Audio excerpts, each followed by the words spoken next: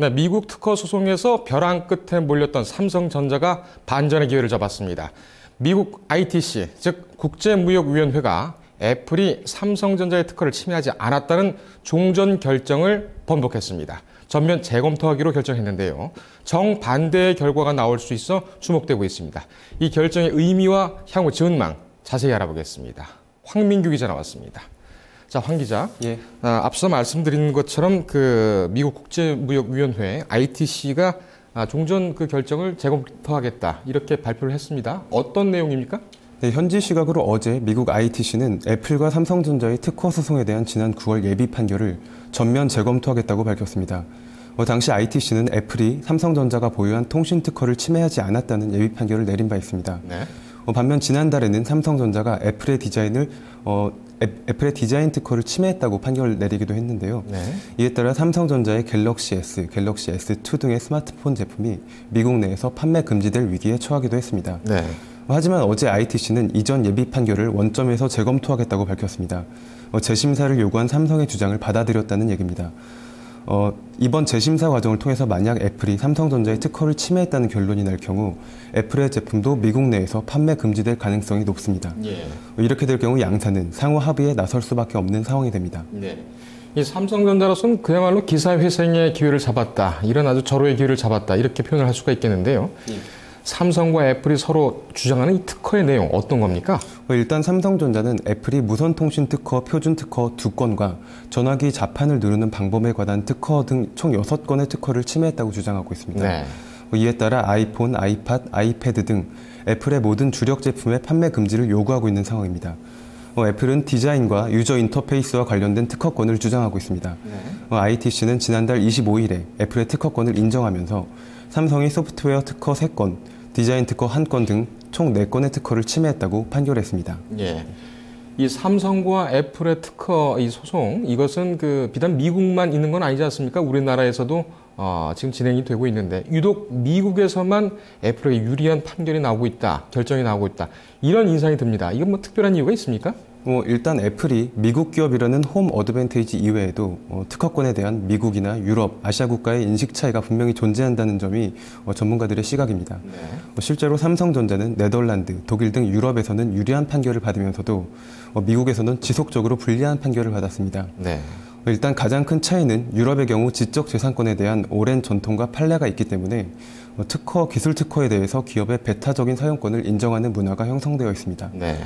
디자인과 관련한 분쟁에 대해서는 큰 중요성을 부여하지 않는 관습이 형성되어 있고요. 반면 미국의 경우 표준 특허에 대해서는 프렌드 조항에 의거해 사용료를 내면 된다는 인식이 강하기 때문에 특허로서 배타적 권리를 크게 인정하지는 않는 분위기입니다. 네. 다만 애플이 강점을 나타내고 있는 디자인 부분에 있어서는 적극적으로 보호해주려는 성향이 강한 것으로 평가됩니다. 네. 그래서인지 그 ITC의 종전 결정, 이것은 그 1심 판결, 1심 결정을 그대로 유지를 하는 경우가 많다.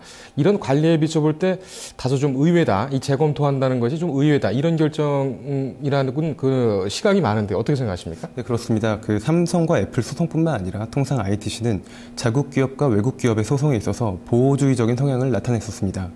일례로 애플과 대만 업체인 HTC의 소송 과정에서도 그런 사례가 연출됐었는데요. 네. 일단 이번에 ITC가 재검토에 나서겠다고 한 가장 큰 원인은 조만간 캘리포니아 법원의 본안 소송 최종 판결이 발표될 예정이기 때문입니다. 네. 지난 8월부터 세기의 소송으로 화제를 모았던 삼성과 애플의 특허 공방이 12월 초 법원의 최종 판결을 앞두고 있는 셈입니다. 네. 즉 ITC 입장에서는 판매 금지 조치에 따른 판단 여부를 캘리포니아 법원 판결 이후로 미루려는 의도가 가장 큰 것으로 보입니다. 네. 또 ITC가 각국 언론으로부터 보호무역주의 논란을 일으키면서 연일 비판에 시달리고 있다는 점도 큰 부담으로 작용했을 것으로 전망됩니다. 네. 그렇군요. 이 두 회자 입장에서는 가장 큰 의미를 지는 게 이제 12월 달에 나오는 그 본안소송 판결의 최종 결정, 최종 판결 이거겠군요. 근데 지난 그 본안소송 배심원 판결에서는 삼성전자가 상당히 좀 뼈아픈 그런 결론을 얻었는데요. 이 최종 판결에서는 좀 번복될 가능성도 있습니까?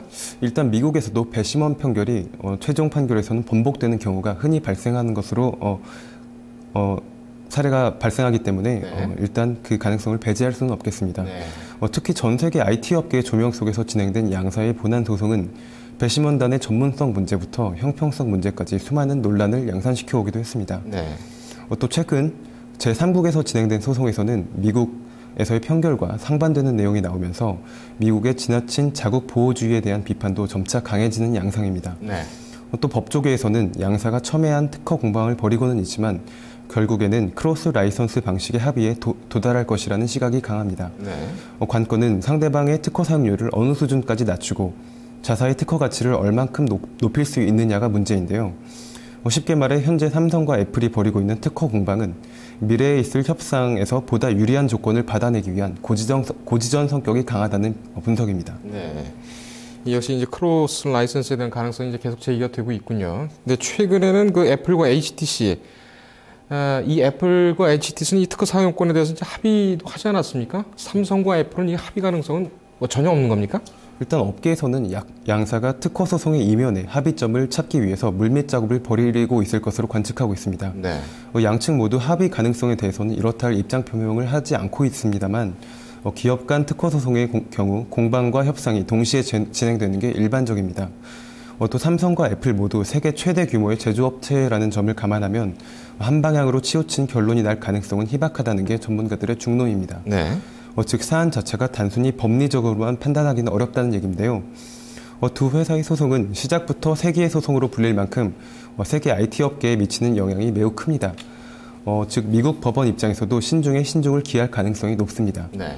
결국 12월 본안 소송 최종 판결이 나더라도 항소에 항소가 거듭되면서 사안 자체가 장기화될 수 있다는 얘기입니다. 네. 이 때문에 법조계에서는 이르면 내년 중에는 양사의 특허 사용 합의가 이뤄질 것으로 바라보는 시각이 많습니다. 예. 이 소송전은 우리나라도 그렇지만 다른 나라에서도 상당히 좀 오랜 기간 걸리고 또 비용이 또 많이 들지 않습니까? 합의 가능성도 아주 없다고는 볼 수 없겠군요. 예, 그렇습니다. 예. 오늘 잘 들었습니다. 예, 감사합니다.